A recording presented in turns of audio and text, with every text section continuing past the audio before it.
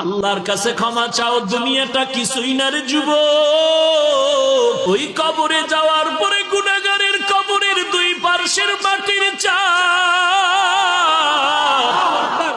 পাথরের হার চুরমার হয়ে যাবে। একটা নয়, দুটো নয়, 70 থেকে 99টা সাপের কবর। কবরের ভিতরে জাহান্নামের আগুন।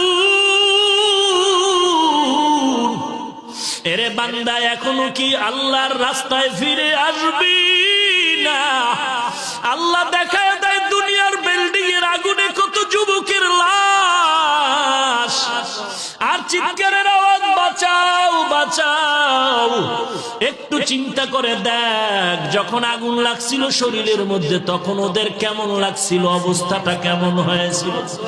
ওরা যখন আগুনের মধ্যে সবাই জানালা দিয়া হাত দিয়া কয়, কে আছো, আমাদের বাঁচাও। আমাদের ডানে আগুন, বামে আগুন, চতুর্দিকে আগুন। এই দুনিয়ার আগুন থেকে হাজার হাজার হাজার তাপের মাত্রার আগুন হবে জাহান্নামের আগুন। এরে যুবক, পায়ে হাত রেখে বলি, পাও দুটা আগাইয়া দাও।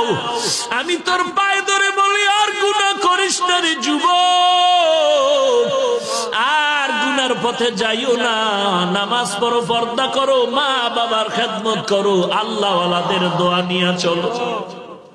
আল্লাহর কাছে ক্ষমা চাও, দুনিয়াটা কিছুই না রে যুবক।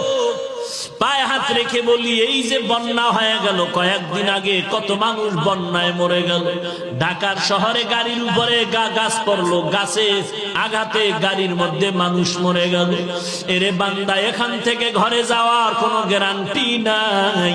আবার রাত্রেবেলা ঘুমাবি, ভোরবেলা উঠার কোনো গ্যারান্টি নাই। পায়ে হাত রেখে বলি, রে বাবা, তোর মতো যুবক স্কুলে পড়ে নামাজ ছাড়ে না, তুমি কেন পারবা না? তোমার মতো যুবক চাকরি করে নামাজ ছাড়ে না, তুমি কেন পারবা না? কিসের বাহাদুরি করো? কিছুই না। পায়ে হাত রেখে বলি, তওবা করে নাও, চোখের পানি ছেড়ে আল্লাহর কাছে ক্ষমা চাও, আর বলো, আল্লাহ, এই ময়দানে আমার মতো গুনাহগার কেউ নাই, তুমি মাফ করে দাও।